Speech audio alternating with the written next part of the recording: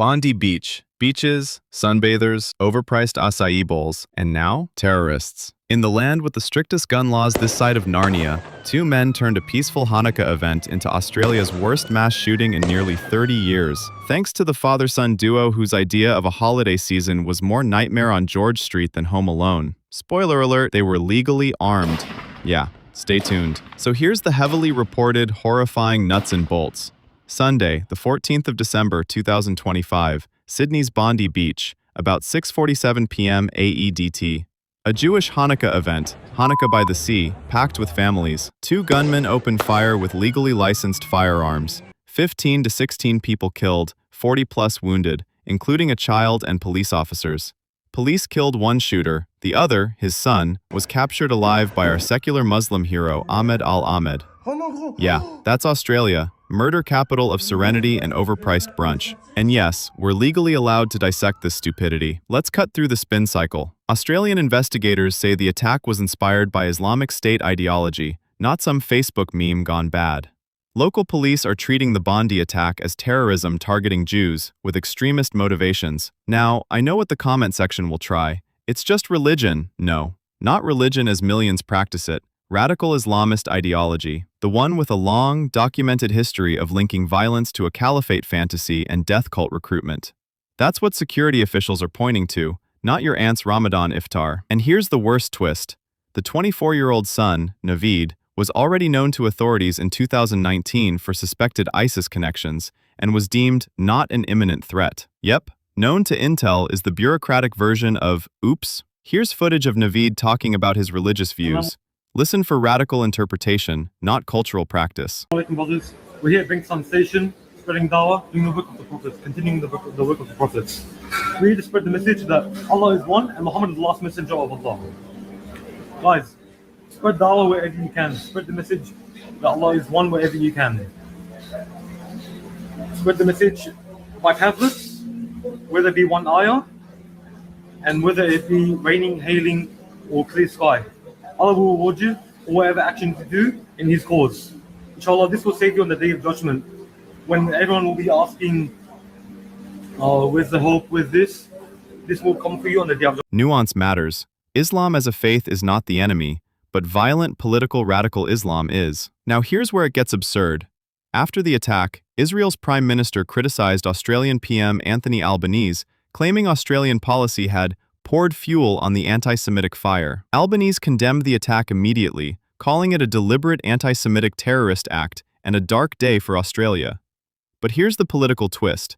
Some tried to link support for Palestinian statehood to the massacre. Critics pushed back, correctly, pointing out that terrorism comes from extremist ideology, not democratic policy disagreements. Albanese rejected that linkage, not because he's soft, but because the evidence points to radical Islamism, not foreign policy debates. Where were the attackers from, and why that question is a trap? Before the internet turns this into the geopolitical Olympics of blame, here's the verified answer. Sajid Akram, the father, moved from Hyderabad, India, to Australia in 1998. Naveed Akram, the son, was born and raised in Australia. This was not imported terrorism. This was homegrown radicalization with global inspiration, and that distinction matters. Now let's talk about what investigators immediately circled. Why the Philippines? Because parts of the southern Philippines have long histories of ISIS-aligned networks and militant pipelines. Authorities are investigating whether they sought ideological reinforcement, extremist contacts, or tactical guidance. Important detail.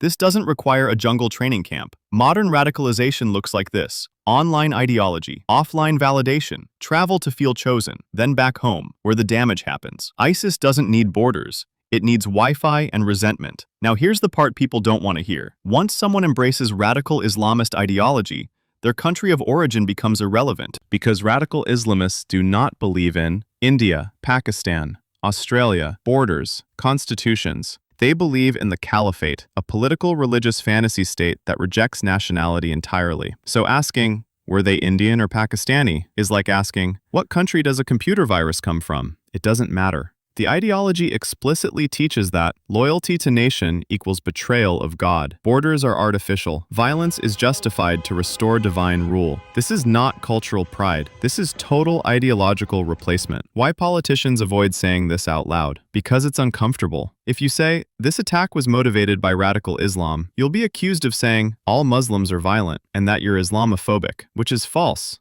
and lazy, and dishonest. But refusing to name radical Islam doesn't protect Muslims, it protects radicals, and it leaves peaceful Muslim communities dealing with the backlash when attacks happen anyway. Silence doesn't create harmony, it creates confusion, and confusion is where extremists thrive. Gun licenses. How did they have guns? Brace for peak bureaucratic facepalm. Sajid Akram, the father, had held a firearms license for years. Police recovered 6 legally registered weapons from the family. One Reuters report confirms the gun license remained valid even after his son had been investigated in 2019 for suspected ISIS links. Yes, you heard that right. Someone tied to a radical Islamist investigation still legally owned rifles and shotguns. ISIS doctrine. At least use what you legally have in the country. Australia. Land of strict firearm laws. Oops moment. The timeline that should make you angry. 2019, Naveed investigated for suspected extremist ties. 2023 to 2025, firearm licenses renewed anyway. December 2025, terror attack happens. Now everyone's demanding answers. Why did guns stay in legal hands? Why wasn't the sun monitored more closely? Why didn't intelligence translate into action? That's the real policy question. Because facts matter more than tribal blame. What this says about today's politics. Bondi wasn't just a tragedy, it was a wake-up call in living color. Extremist violence can happen inside safe borders. Intelligence isn't magic, it needs action. Gun laws are only as good as their enforcement. Ideological radicalization requires naming radical Islamist ideology, not erasing it for political convenience.